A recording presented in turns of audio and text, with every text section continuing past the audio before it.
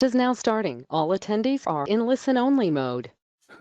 Hello, everybody. Well, welcome to another edition of our AMS webinar, a monthly series that we run every month for all our AMS customers.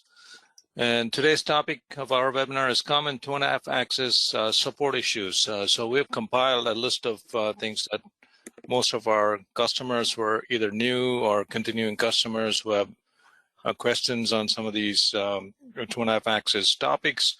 We've compiled those, and we're going to be talking about that today.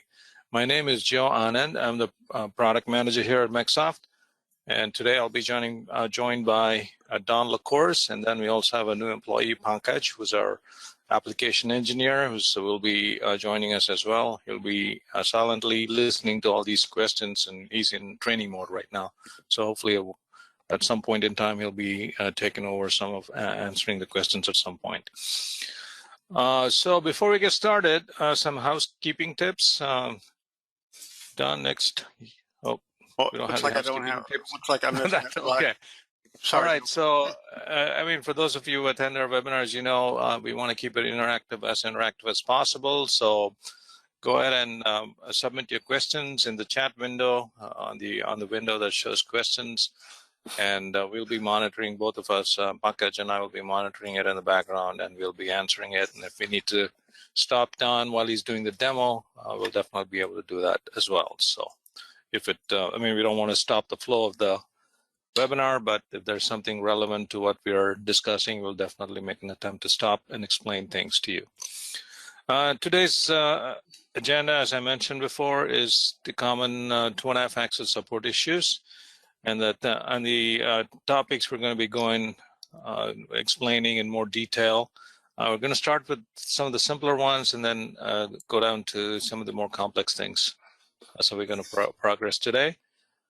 Starting with the use of 2D and 3D geometry, Don's going to explain the differences between 2D and 3D geometry in the use of 2.5 axis machining.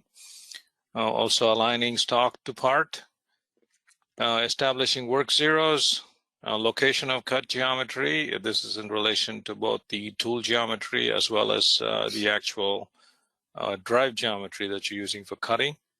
And then cut depth controls. How do you actually control the depth of cuts? We have a lot of questions about that. It's a little bit, the dialogue is a little bit complex, so we do get questions on that. Cut start site and profiling, a very often requested question. Then talk about tool geometry and offsets and how we actually process offsets based on the tool geometry inside our product. Use of preferences, CAM preferences, and again, we have a lot of preferences in our system, and these can be very powerful, but also at the same time, it can raise a lot of questions. So we're going to be talking about preferences that are more relevant to the 2.5 axis machining methods.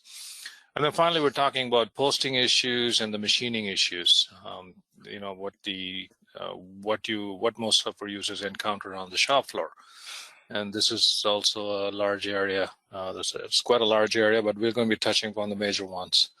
And then finally, Don's going to talk about online support and how to access online support and how do you actually contact us and what are the relevant information we're looking when you're actually contacting us. So Don, without further delay, go ahead. Okay, good morning, everyone. Hope everyone is having a good day. These first few slides are going to be just basic for all new users or users who haven't been on the product for very long or haven't done much 2-axis machining. So it'll get more complex as we get through the slides. Basically, we're going to talk about what kind of geometry you can machine and 2.5 axis machining. Basically, you can machine any type of geometry in 2.5 axis. If you have a 2D drawing, such as a DXF file or something you've drawn inside of Rhino or inside of VisualCAD, you can machine that in 2.5 axis and control your cut depths and everything manually using the dialogues. You can also machine prismatic parts. prismatic, meaning basic parts who have vertical side walls, no contoured areas, basic two-dimensional parts. As you see here on this particular image, we got some slots and pockets and whatnot. So that's another set. That's probably the primary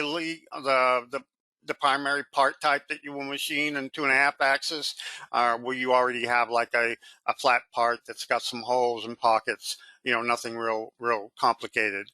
Now, if we move over to the right, you can also use 2.5 axis, or you will end up using 2.5 axis operations on more complex parts.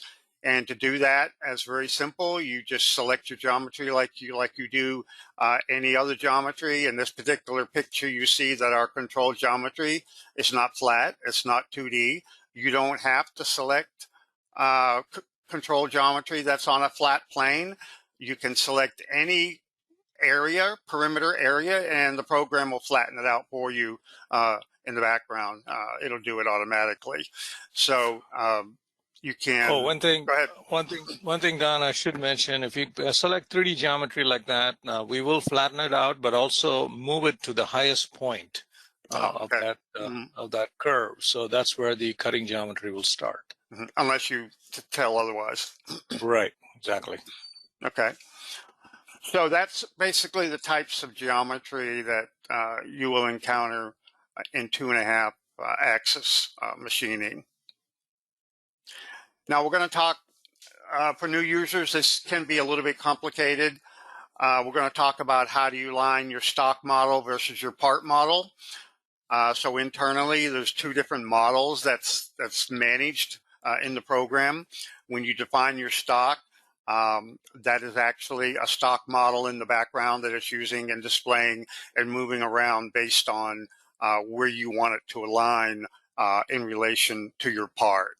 So we're going to go over the different options that you see on this dialog for basic alignment of stock geometry. And again, if you have any questions, feel free to put them in the chat questions panel, and we'll be monitoring them. Another basic step that can end up causing some support issues is a very critical step called work zeros. If you can create a work zero, just make sure that it's matches where you're zeroing your machine out on. So a lot of times users will create a work zero in the program, but then they'll fail to zero the machine on that exact same point on the machine or on the stock. And obviously that will cause cut depth position problems. Your cut depths will be off. Maybe your where you start cutting will be off. And obviously you're going to want to know what's going on. So this is one thing to go back and double check. If you're using work zeros, make sure that you understand where the work zero is on your part in the program, and then also make sure that it's the same point that you're actually physically zeroing the machine out at. So this is a critical issue. We're going to talk about this dialog in detail. Again, the same part here that we had on the geometry slide. We're going to talk about location of cut geometry, this portion of the dialog up here. We're going to talk about all 3 options, the at top, the at bottom, and the pick top. And this can be, it's not that complicated, certainly not as complicated as the cut depth controls, but we're going to go over that so that you can understand, especially how the pick top works, because that can be very helpful for certain types of geometry. Now here's a more detailed slide on the cut depth controls. If you look at the dialog over here, we're talking about everything from cut depth control down in the dialog right here that you see. You can use this dialog to precisely control your roughing cut depths and also your finishing cut depths. And it's got a number of, parameter fields and sliders. We're going to go over this basically in detail. But if you look at these 4 pictures on the left, if you look at the orange line, that is where the geometry that you selected for your control geometry in this dialog. So if the geometry that you selected is at the top of your cut, you would pick that top. If it's at the bottom, for instance, if you just have a 2D drawing and it's located at the, on the XY plane at Z0, so it's at the bottom of your cut, so you would pick that bottom. If you, for any reason, you don't want the top of the cut to be at the top or the bottom of the geometry that you have selected, you can use the pick top to tell it where to start, and then use your cut depths to tell it how deep to cut. So this is very helpful in certain situations. For example, if you just look at this picture here, there's no part geometry, but we have a stock model defined. So in this particular picture, the user wants to cut below the bed of the machine slightly, okay, to make sure they go all the way through. They're going to cut a little bit into their spoil board, buffer board. So you can use the pick top, tell it where to start, the cut depth, how depth to go, and that can pass the bottom of your control geometry if you need it to be. And then this other picture just goes over the dialogue, how you can break up the rough and the finished depths. Again, this is one of the more complex concepts for new users to grasp. But once you understand how it's broken up and how the parameters work, it's pretty straightforward. So to follow on the cut depth controls, we're going to look at this particular part here and how you can use the cut depth controls for different depths. So in this particular part, this is a little bit more complex, but the program takes care of it for you. We have 2 pocket areas, but they're not at the same depth. So our control geometry, we just pick the bottom of each pocket and defined the cut depth controls, and it figures that out for you based on the different depths of the pocket. So that's one thing that you may not know that the program can do, so you can take advantage of that, and we'll be looking at that in detail. Now, in profiling, this is a concept, a basic concept in 2.5 axis machining. You have a start point where the cutter is going to start cutting. Now this is where the cutting feed rate begins. This is the start of the cut, not the entry motion, but where the cutting starts. And for profiling, many times you will not profile a closed circle or a closed square. You may just have a line, okay? So you need to understand where the cut's going to start, which side of the line the cut's going to be on. And if you look at this top left dialog picture over here, if you're standing at the start point of the curve, if you look at the line here, it's got a little square box that shows you in the program where the start point is of that geometry. So if you picture yourself standing on that start point and you're looking in the direction of the curve, just use your right and left, and that'll determine which side of the cut's going to be on. If you select right side, it's going to be on this side. Left, obviously, be on the opposite side. It's all determined based on where the start point is. So if you have a closed curve, it's the same concept. Every curve has a start point. For instance, a circle has a start point in the program. And if you're going on the right side, you're going to be going, if you're facing the direction of the curve, the right will be on the outer side. In closed curves, you can select inside, outside as well. And just another, if you're just using a elliptical curve or any type of curve, again, start point, right and left. Now, if you look at this bottom picture here, if you have multiple curves in your geometry, for instance, in this picture here, we have 1, 2, 3, 4, 5, 6, 7, 8 curves, okay, and they're not merged together. So if you just select the 8 surface edges or curves, you will see that you got all kinds of start points, okay? So it's highly recommended that you join all of your curve geometry into a single curve.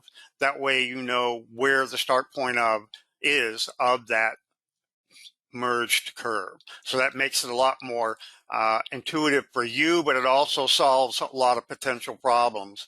If you look up in this dialog in the top right here, these are some of the problems you can run into if you're not merging your curve geometry. You can have self-intersecting curves. You can have curves that touch other curves or that intersect or overlap curves, and that will throw an error in the program. It won't understand, you know, how to process those curves if you have a curve on top of a curve, or if you have a curve partially on top of a curve or touching another curve. It could just cause a lot of complication. So again, clean your curve geometry up by merging it into a single curve.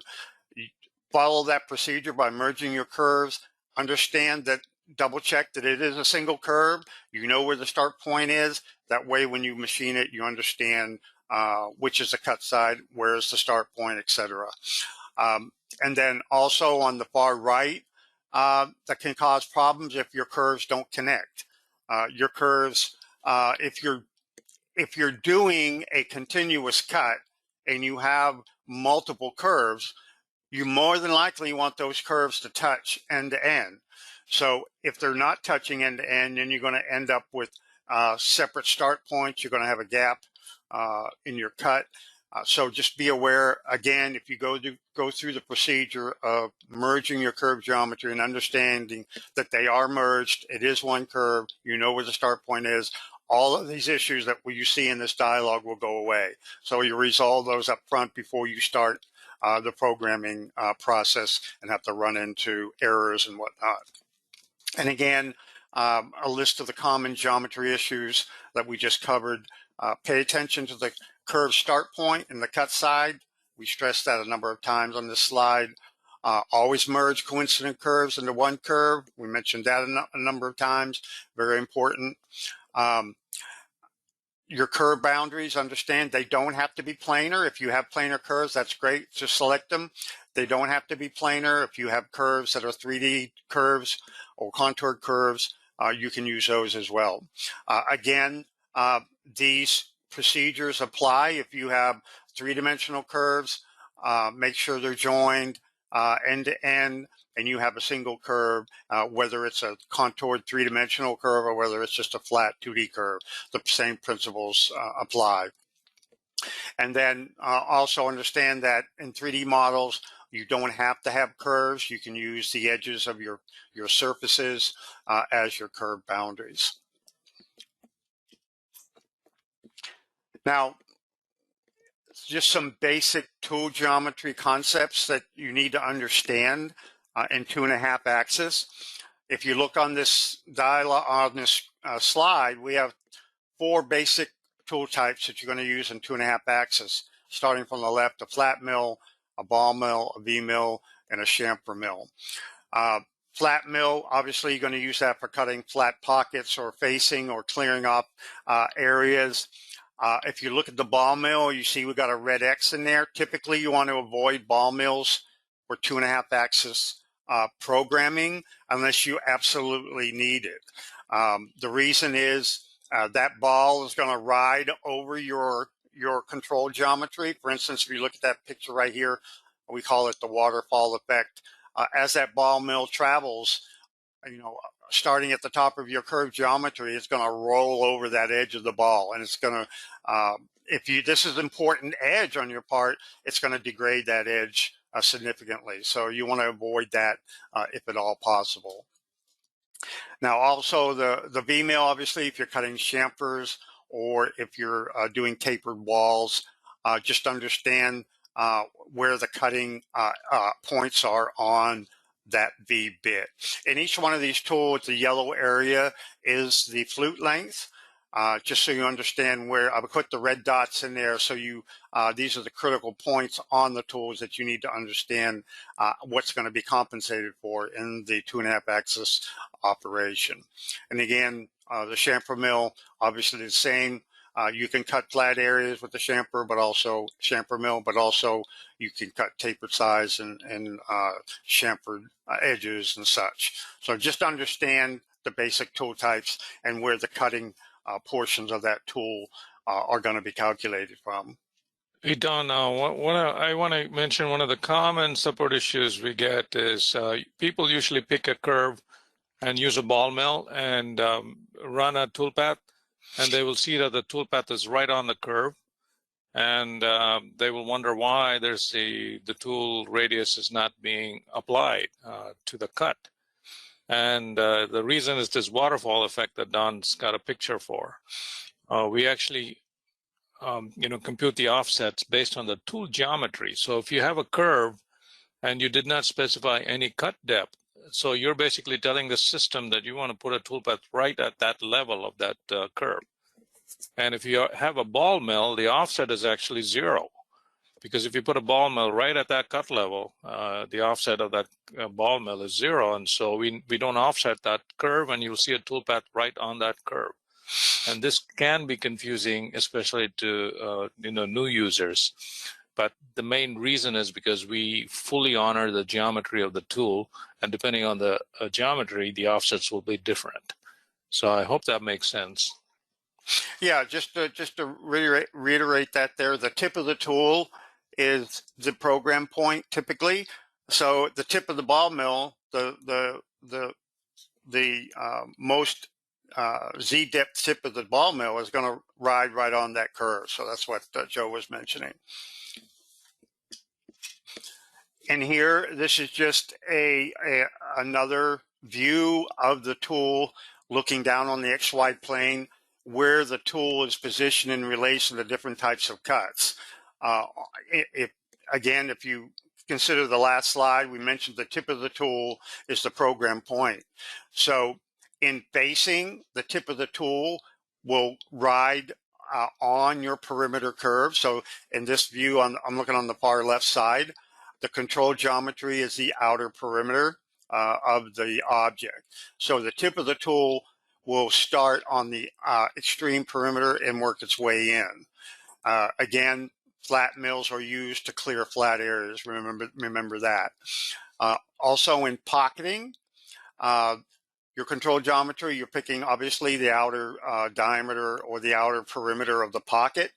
The tool is compensated for the diameter of the tool. So the perimeter diameter of the tool is a contact point, and the tip of the tool, again, is offsetted from your control geometry for each offset as it works its way in. Profiling, very similar to pocketing, but you only have one pass around the outer perimeter. Again, you want to use a flat end mill for pocketing, and the perimeter of the tool diameter is compensated for based on your perimeter curve, and your center of your tool is calculated for the tool path.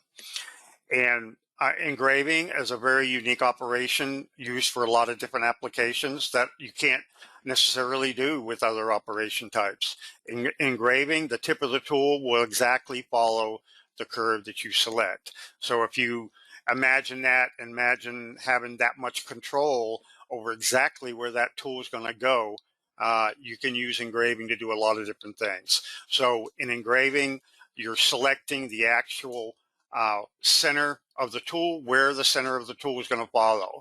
You're not in this particular view. You see, we got a slot. We're not picking the outer perimeter. We're not picking the inner perimeter. We're picking the center of the slot. We have slotting operations as well, but this is just an example. The tool tip will follow that center curve and create a round slot. So you can use that for a lot of different applications. Again, this is just another picture, a three-dimensional view of those different operations, all using a flat mill. Just to reiterate, the outer perimeter and facing is selected, and the tool will go, there will be a path right on the outer perimeter to clear. Obviously, you want to clear that face off, so it's going to go right out to the edge. Pocketing is going to compensate for the tool diameter, and your tool path will be offset inwards. Profiling, the same. You're selecting your outer perimeter of your profile. The tool geometry diameter is compensated for, and the tool path is offset. And again, here's the engraving example to make the tool follow an exact path that you want it to follow. Now let's talk about preferences. If you're a new user, this is probably the first place you want to go. If you go into, I'll show you in the program where how to get to it, the preferences dialog. But we have a lot of different tabs on this dialog. You're going to want to go over each one of these tabs and look at each one of these preferences. We have tooltips, so turn your tooltips on here. You see this option here, and it'll explain to you what each of these options mean. So it's highly recommended that you do that up front, very first thing, so you get an understanding. You may not know what each of them are, but at least you understand in the back of your mind, okay, it's gonna have to do with this thing or that thing. So it'll strike that in your memory when you get to it and need to make any adjustment to the preferences. But in 2-axis, you have, if you look here on the right, we have the post processor options. These can cause problems. You can use these to resolve issues. I'm going to go over that later. And then also the user interface tab can be used to solve some issues too. Posting issues. Now this is a rather broad topic. There's a lot of different things that you may encounter. But we covered the 5 basic things that you may run into, and you may be scratching your head or you're having a panic attack because something's going on and you need to post this and get this cut.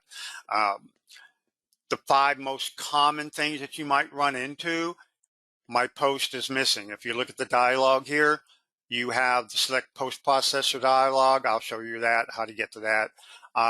Where you select your post, current post processor, it's empty. So if you run into that, you're going to be worrying, I need a post, so where did it go and why is it empty? So we're going to talk about that. Your posted file extension is wrong. If you need to post a .nc file or a .prg file or a .tap file, and for some reason it's posting a different extension and your controller can't read that, so you got a problem.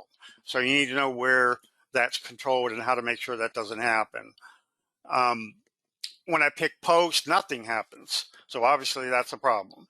So if you have it set up, if you don't have it set up to automatically post to a different certain folder, et cetera, and you're expecting that dialog to pop up to tell you where, to let you define the name of the file and where to post it to, if that's not displaying, then you're going to be in a panic mode. So we're going to talk about that. I can't locate the G-code file after you post it. You thought you posted it in the right place, but for some reason you can't find it. So we'll talk about those. And a lot of these things are just dialogue specific things that you can check and double check and make sure that everything is set correctly so that none of these things happen. We're going to talk about machining issues. Well, this is the primary slide when we don't have a demo for machining issues, but we're going to talk about some of the things that can happen, the 5 most common things that you're going to call us about or email us about, because starting on the left, I checked the simulation, but the G-code file won't run on my machine. You're getting an error or whatever. My machine displays an error and will not continue the program. What do? I can't cut. So that's number 3, my cut depths are all wrong. We mentioned in the earlier slide about your work 0. If you haven't zeroed machine at the exact location that you've selected in the program in RhinoCAM or VisualCAD CAM, obviously your cut depths are going to be all wrong, and you're going to be scratching your head and wondering and wasting cut material on the machine because those are not coming out right. Another one that's really common is we'll get an email to support and say, the surface finish is unacceptable. The program is not cutting right. It's not, what's wrong? Okay. So there's a number of things that you want to look at and one of the things you can do. And we actually have a whole blog article, help topic article on accuracy, and the program can be as accurate as you need it to be. in the default parameters at factory set parameters when you load the program, it's not tuned in for the most accuracy because there's some overhead involved. Anytime you increase accuracy, you're going to have more computation time. So it's the factory defaults are set in most common uses for accuracy. So you can adjust those if you need more accuracy.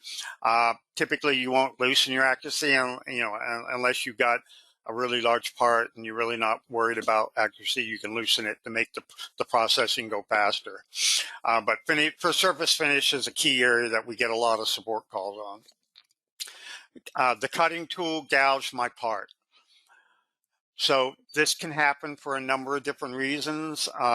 If you're trying to cut too deep, let's say you got an 1/8 inch diameter tool and you're trying to cut it an inch deep. Obviously, you wouldn't do that, but if you try to by accident, that tool is going to deflect or it may break. Let's say it's not going to break. Let's say it's going to deflect. So obviously, you're going to have gouging in your perimeter, the curves that you selected. This typically will happen. If it's going to happen, it'll happen at the start point or at the end point, at the start of the cut or the end of the cut. You may see a little dimple in the side of your part. Wonder why that's happening. Check your tool diameter, your cut depths. Make sure you're not trying to cut more than you can for that particular tool. There's other things that can cause that.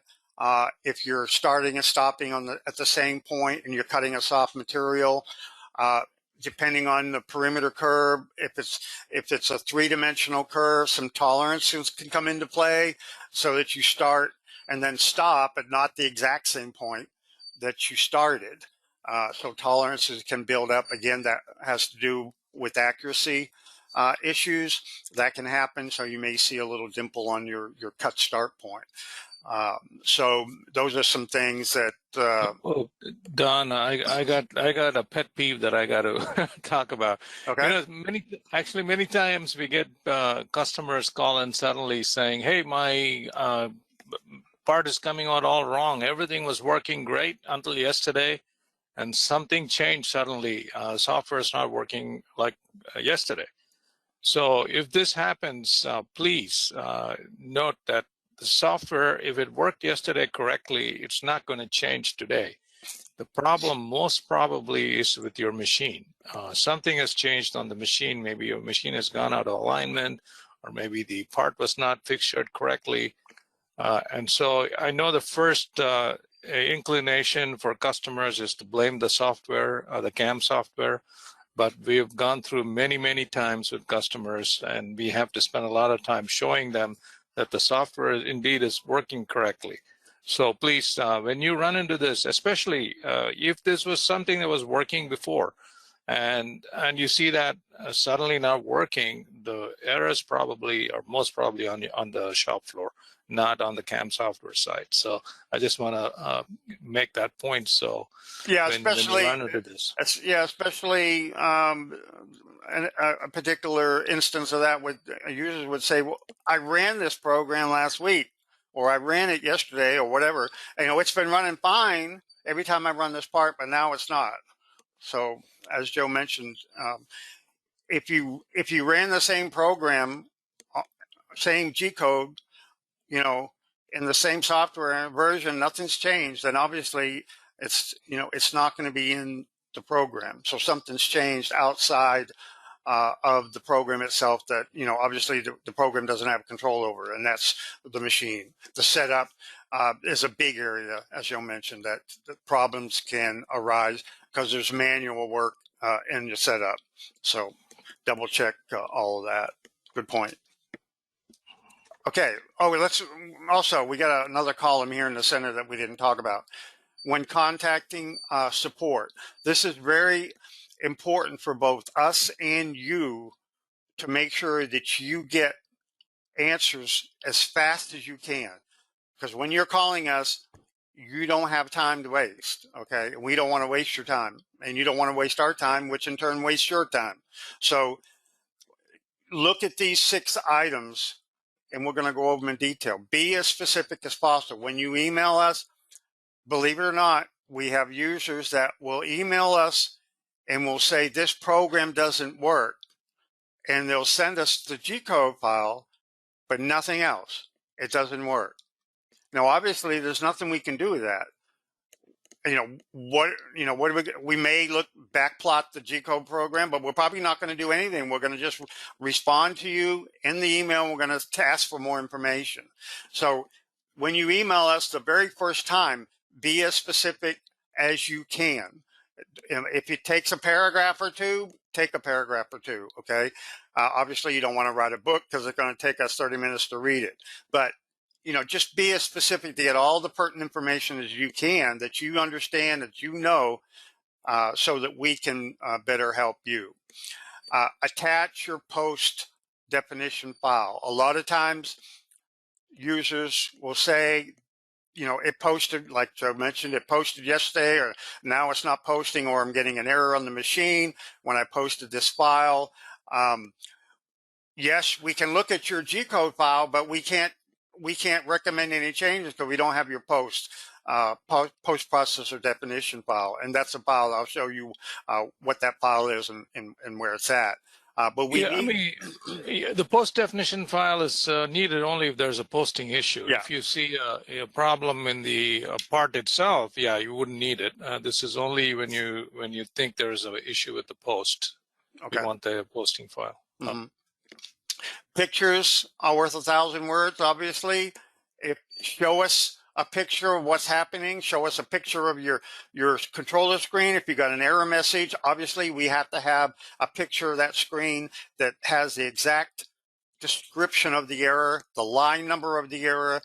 Give us the G-code file that you ran for that particular error to occur, not a different one. Don't post it again. We need the exact same program you ran with the exact same line number so we can look at it and determine exactly what might be causing the problem. So pictures are absolutely required, and in other cases they're very, very helpful to determine what's causing a problem. Either a picture of the screen in the program, you can do a screen grab, or just a picture of a part that's sitting on your table that's incorrect and you don't understand what happened. If it's G-code file related, make sure, as I mentioned, make sure you send the exact G-code file that you ran that caused the error on your machine. Again, images if possible. So if you follow those 6 things, the very first time that you contact us, in all likelihood and in all cases, it will shorten the time that you get answers back. We know that for sure, because that's the way it happens running through doing support for years and years. Users, when they have a problem, they tend to just react and send us an email, but you need to take some time for you to understand what's happening on your end, to understand what you don't understand, so that you can help us understand what's not working right. So it'll make the process go a lot faster. So when you go back and watch this video of the webinar, check stop on the screen, all of the screens, but more these last few slides, and make sure you read them and make notes of them. Print it out and pin it on your wall right beside your computer if you don't remember, or if you got so much going on. If you have an error, this is what I got to do: 1, 2, 3, 4. Okay, so that'll help you out. Yeah, I just want to add this note saying, we're not trying to make your job harder. It's just we're just trying to help you. When you come to support, we're doing our best to help you, and all of this is tailored to do our job better, so we can help you, in a better manner. So that's why we are asking this. Don't consider this as some kind of onerous thing that we're putting on you. So. Yeah. Like I said in the beginning of this slide, help us help you in the fastest way possible. Okay. Again, we mentioned the online support. A lot of the topics that we're covering here, we are listed in what we call our WebHelp. So this is, if you go to your web browser, in the description link in this video, I will put the links to the RhinoCAM 2023 and the VisualCAD 2023 WebHelp.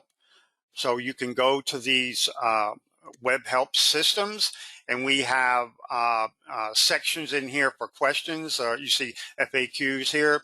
A lot of these topics that we're covering are discussed here, what you do in this case. So this is going to be a very helpful resource. And then also the online help over here in the top left. You can look at your resource guide. We'll show you how to get to that, which has a lot of tutorials and things that will help you out. Okay, so let's go into the demonstration. And what I'm going to do is, I'm just looking at my slides on this other monitor here. Okay, so let's go to this one for now. Sorry about that. So again, we talked about at the beginning of the beginning slide, just the different types of geometry. This particular obviously is a three-dimensional, relatively complex part. It's probably a casting that you're going to machine. So just to understand, you can use you can do two-axis machining on three-dimensional parts, obviously. I'm going to come back to this part in another topic here. I just wanted to show you that. So let's go over to stock and part model alignment. Let's turn the stock off for a second, or better yet, let's just delete the stock. Okay, so you've got a part that you want to align your stock with, and this is a critical step. If your stock is not aligned the way you think it's supposed to be, when you get to the machine and you're zeroing out on this stock that's not aligned where you thought it was, obviously it's going to throw everything off. So let's just go through the different stock options. I'm not going to go over all of these, but I'm just going to look at the basic. I'll do a basic box stock. Now, this is actually creating the stock. Let's go ahead and create one, and I'll do the alignment. I'm just going to create a basic stock. Okay, so let's go to the alignment. So there's a number of different ways you can align this part. Let's go over to a front view here. Based on the part. Now, I don't have any extra stock, so I'm going to cancel out of that, and I'm going to go into the box stock, and I'm going to add some height to it, just so you can see it a little bit better. So let's go to the alignment. This is on the program tab, align stock. Again, each one of these options is critical because this relates to your setup. Okay, that's the reason we're looking at this very basic step. You want to make sure that you understand the Z alignment of your stock in relation to your part. There's obviously just three ways you can align it in Z, the top, the bottom, and the center. So it's going to align center, top, or bottom. So if you need, if you're cutting, if the bottom of your part is already finished, the stock is already finished and it's going to be the bottom of your part, make sure that the Z is set to bottom and all of your extra stock is on the top of the part. Again, if you have a top, same applies. In the center, if you got a machine material on both sides, you're going to want it to be in the center. Now, in two-axis, the actual stock model as far as Z depths, it's not that critical because you have minute control over your cut levels in two-axis, which are not, in most cases, not automatically calculated from the stock. So this is not as important, but it's still important to understand so that you know where your stock is in relation to your part. Now, for the XY alignment, obviously, if we look at the top view, we don't have any extra stock, but if you can move it left and right. You can move your stock, X and Y in relation to where your part is. So just understand this dialogue. Make sure you understand where you set the stock in relation to your part so that when you go to set up your machine with your actual stock, you understand where that part is going to be inside of that stock so that you can visualize it and understand where it's going to be, where you set it to, and so that nothing can go wrong. Okay, so let's go to work zeros. So let's go to this part. We mentioned you can set a work zero in your part. Now a work zero just tells the program where the 0 point on the machine is going to be. So all the coordinates that the program calculates are going to be measured from this work zero. By default, when you open up a part and start programming, there's no work zero. So the work zero is the origin of the setup. So in the origin of the setup, in the basic standard configuration of our product, the work zero, the setup origin is at the world origin of the CAD file. So position your part accordingly, move your part geometry to your world origin of your CAD file if you're in the standard configuration, and make sure you understand where that world origin is in relation to your part, because that's where the machine zero is going to be. So it's very important that you understand that and that you know exactly where that machine zero is going to be. If you want to, let's say that you imported a file and it came in somewhere over here and you're in the pro configuration, say, you can have multiple setups and you can move your setup. Don't worry about moving the part. You can put a work zero anywhere on this part. And actually you don't have to have pro to put the work zero anywhere on the part. But in order to move your setups around, you do have to have pro. But the point I'm making here is that you can create a work zero and put it anywhere on the part. Now I chose this part for a reason. We have machining on the top, we have machining on the bottom.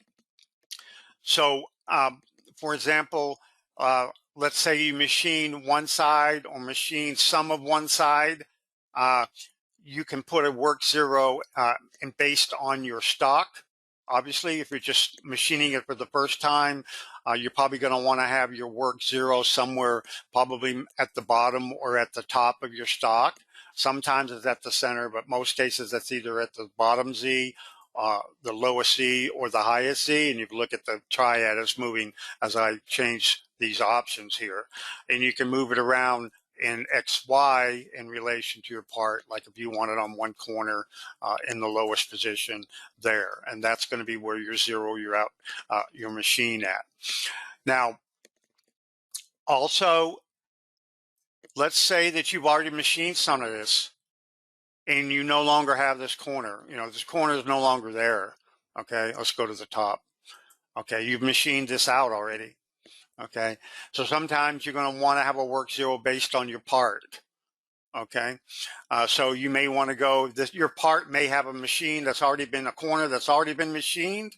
You can use that to define your work zero, like your top and your bottom of your actual part instead of your stock. Or you may want to put it exactly somewhere on your part.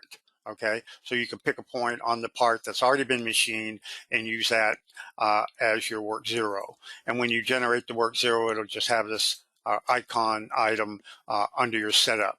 Again, you may have defined your work zero correctly. Make sure that it's positioned under your setup. If it's above your setup or it's in a different setup, obviously it's not going to apply to this setup.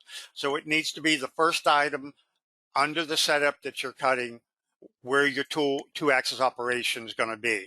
So your setup, work zero, and then whatever toolpath operation you're going to cut under that, this work zero will apply. And also when you're posting, make sure that you include the work zero in the post when you're selecting the operations to post, so that it gets incorporated into the coordinates that are posted out. Okay, let's look at this other part again. We're going to talk about location of cut geometry. Again, location of cut geometry. Let's look at this dialog right here.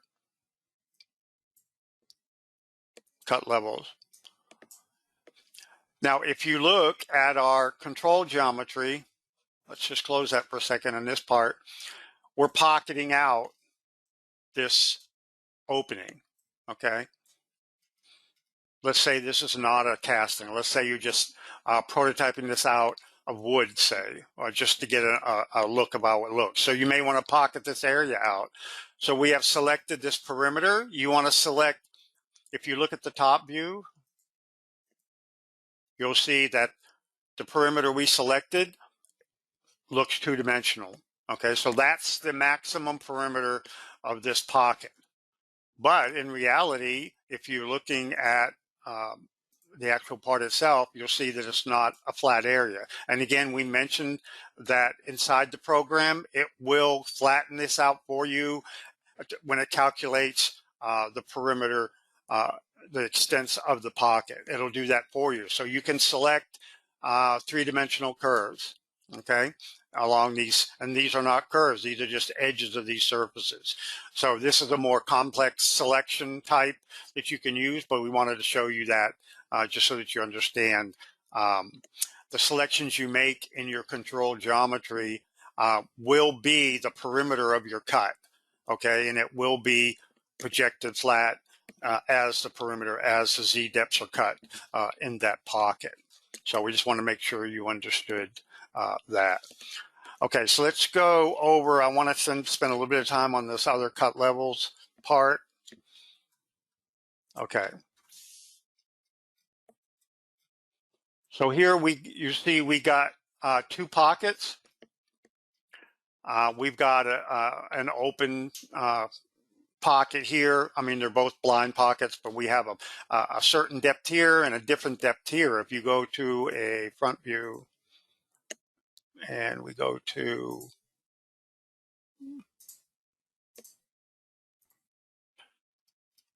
you'll see that we have a pocket that's at this depth and another pocket in the background here behind this counterbore that's at this depth. So if you want the same cut parameters to apply to each pocket, you can do them in one operation. It'll figure out the different depths for you, the different cut depths. But I also wanted to show you the cut depths here. So if you look at this dialog, and you can't see it when the dialog is displayed, but I'll just go over them and then show you. So if you look at this dialog, the cut depth controls, the first thing you're going to want to set is the total, what's the total depth of the pocket? What's the total depth of the profile operation? How deep do you want to cut? Okay.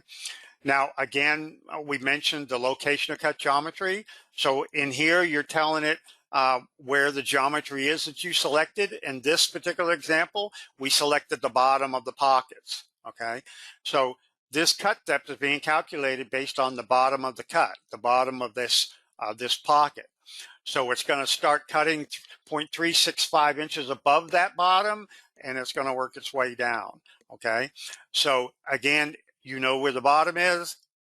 Okay. You're entering a cut depth. If you don't know what the cut depth, you can use this little icon and pick 2 points, and it'll figure out what the depth is.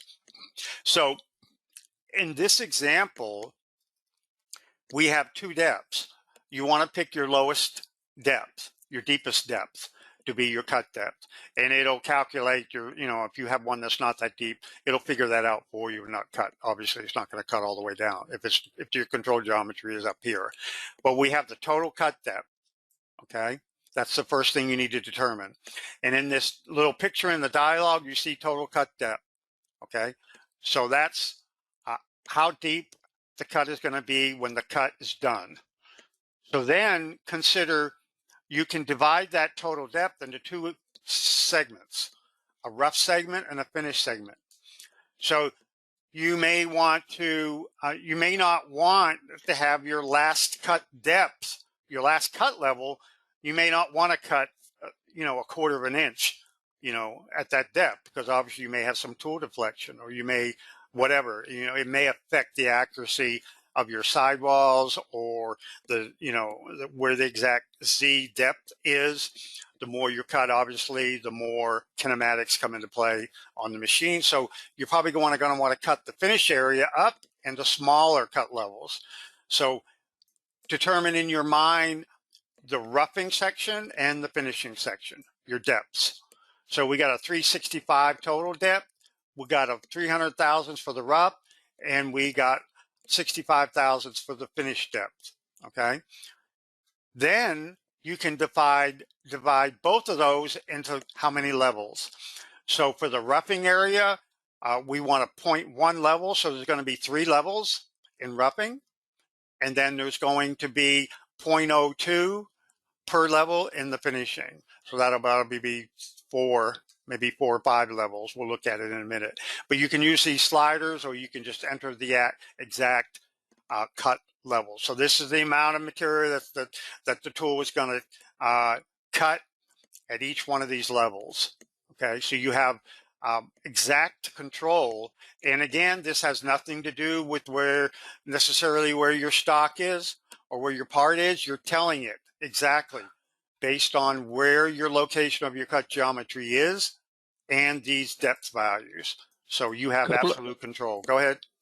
Yeah, Don, I have a couple of items I wanted to point out. So Don was able to machine these 2 pockets that have differing depths by selecting the curves at the bottom of the pocket and then setting the location of cut geometry at bottom. So that way, the cut is never going to go below the cut geometry. So that's a very smart way of doing multiple depth pockets if you're selecting the bottom of the pocket, and then but you got to make sure that a at bottom is set. Otherwise, the cut's going to start from the curve and go down. So, and the next thing I want to point out is, Don, if you move the cursor a little bit, yeah, you see the final cut depth that he's got is 0.02 for the finished cut depth, while the total finished cut depth is 0.065. And as you can see, the 0.065 does not uniformly divide into 0.02. So if you take 0.065 and divide it by 0.02, you get what, 0.325, something like that, right? So your cut depth is not going to be exactly 0.02 because your total finished depth is 0.065, and we cannot, put 2 cut depths, which means the third one is going to be, left hanging. You're going to leave some material. So what we do is we take the finished depth and divide it equally, so your final finished depth of 0.02 is honored, which means it's going to be smaller. The actual finished depth is going to be slightly smaller. So I hope that makes sense, because we evenly divide your total depth to give the even number of cuts, or rather the integral number of cuts. Mm-hmm. Mm-hmm. Okay. So this cut depth might not always be what you see Let's being look generated. at the actual depths here. So those are the actual depths that were calculated. Yeah, if you look at your... And again, you can see these depths if you go into, pick this little dialog right here. It'll show you what the exact depths are. You'll see that you had one that was slightly not as deep. This last one's not as deep, like you mentioned, Joe. Yeah. And then you go on down. Yeah, and if you look at it, go to the bottom one, 15 and 16. Yeah, those are your finished cuts, and you saw we set it as to be 0.02, but if you see the difference between 15 and 16, it's not 0.02, it's less than 0.02, slightly less than 0.02. So we divided evenly to give us something less than what you've specified in the dialog. Hope that makes sense. Yeah, that's something that needs to be understood. Okay, let's see what else we got here. We got about almost wrapped up here. We did that slide. Any questions, Joe? I did want to mention, is it okay we go over just a few minutes? I did want to talk about the posting. That's fine. Yeah, go ahead. So in the, let me go back to the posting issues slide here so I can see. Okay. If you open up a program and you see that your post is missing, okay, why does this happen? Well, sometimes you may have opened a part where your post is located somewhere that's not defined here.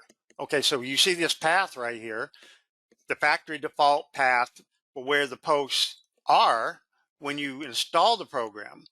Okay, so if you have a part that was maybe programmed a year ago, maybe on a different version of the program, say, and you still have that pointed to the old program path, let's say you uninstalled that, or let's say you installed it to a different path.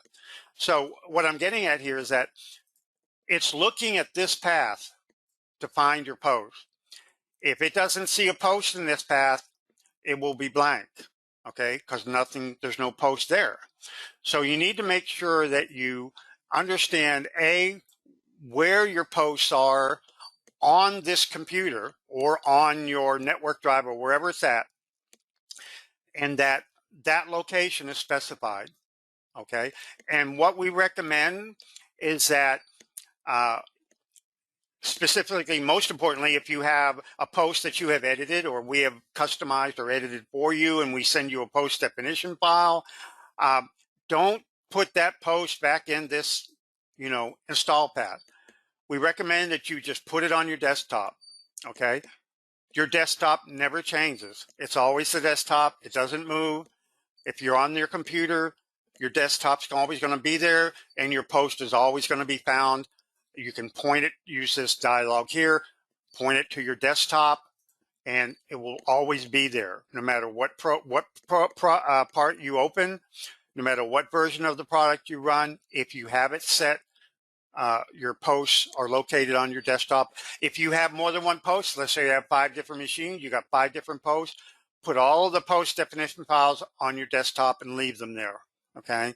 That way you'll never run into a problem of missing posts. You would not believe how many times people run into this, especially when they install a new version of the program. So say going from 22 to 23, and 22 they had their posts somewhere else, and 23 now 23 doesn't know where those posts are, okay? So understand where your post definitions files are, and make sure the program is pointed to that location. Once you set that, there's a way to have it set like that for all the time. And to do that, there's a number of different ways. You can set your program defaults. You can load certain default parameters. For instance, over here on the, let's see, the machining here, you can set default parameters. You can set those to different parameter files. This can control what parameters are loaded when you open up a new part, or even when you open up an existing part. Also, what may come into play is in your user interface tab of your CAM preferences. You have saved preferences here. So if you just look at these, if you have this problem and you have figured it out, you got it fixed, and you have your posts where you know they're at, and you want it to always be that way, go to the preferences, pick the save current preferences to registry. It'll save it to your Windows registry. It'll always be in that location when you start a new file. Also, if you have them saved in your registry and you have none of these checked, it's not going to pick up any preferences from your file. If you have this checked, it's going to automatically load the preferences from the file. So if you have a file that's pointing in the wrong place and you have this checked, it's going to try to find a post in that location, and it's not going to find it, okay? So just look at these save preferences and understand in your mind what's happening with each one of these options when you open a file, when you save a file, when you open a new file. So this is an area that can cause you problems related to posting, or at least where your posts are. Now, the post and file extension is wrong. If you go again to your preferences and you go to post processing, there's an option here. Now, in previous versions, it wasn't always in the CAM preferences. In previous versions, if you're coming from an older version to a newer version, it used to be over here, but we moved it. So just so you understand, it's all now in the post-processing area, posted file extension, okay? we got a number. You may have a number, you may not have any in this list. You can define what your list is by adding a new extension, and then it'll be in your list. So make sure that it's selected. You pick OK. It'll always use that posted file extension. Or we have another option here. You can define your posted file extension based on your post definition. So you may have, like I mentioned, you may have 5 different machines. Maybe they use 5 different post file extensions. One's a .nc, one's a .tap, etc. So you can define the extension in the post processor, and then when you use that post, it'll automatically, if you have this checked, it'll automatically grab that extension based on the post that you have selected. Okay, so what's the next one here?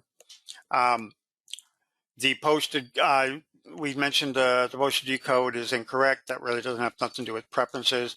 Can't locate your G code file. Check on your preferences, again, in your post-processing.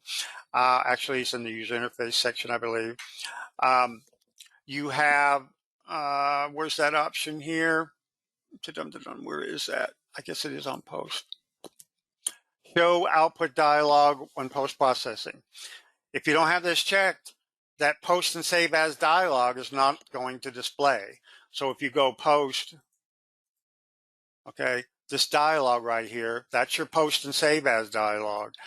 If you don't have that option checked, let's just go back and show you while we're doing it. Post processing, click OK, post. It's just going to automatically send it to where the last place you sent it, okay? And it's just going to display the file, okay? So it's not going to give you the opportunity to name it. It's going to use the naming conventions that are here. It's got naming conventions based on the setup name, the operation name, and it's going to automatically pick up the last place that you saved the post. Now, you can use this to your advantage. If you set up a folder, you're always going to post that folder. You always know where it's at. You can just set it, save it to that folder. You don't even have to check this. If you want it to automatically create your names, you don't have to display that dialog. It'll automatically go to that folder. You'll know where it's at automatically, and it'll just display the G-code file. So that saves you time as long as you understand where it's going and where the posts are.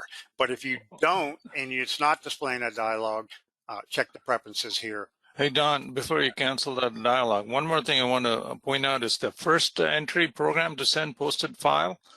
Yeah. Don has set it up to be Notepad, but you can set it up to be anything. In fact, it could be even your controller software.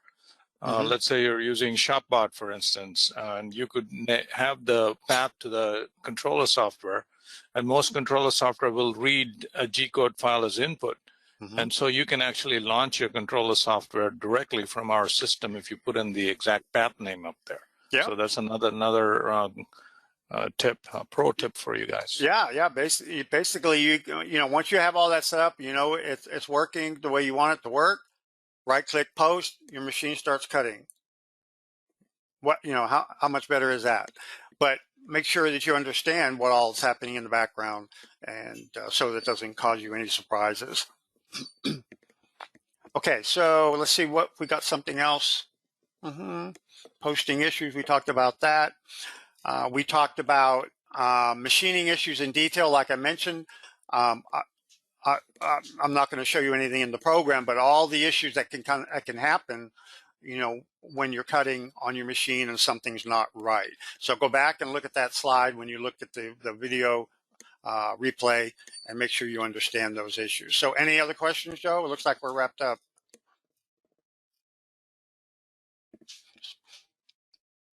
Okay, I don't hear Joe, so it looks like we're, let me just double check on the question. Sorry, Don. Okay. Sorry, I was muted. Okay. Yeah, we had a lot of good questions. It was a good webinar. So if you have any additional questions on the webinar, please drop us an email, and we'll definitely take time to answer those. Again, thanks for your attendance, and we'll see you next month. Okay, take care, everyone. Bye-bye. Bye-bye.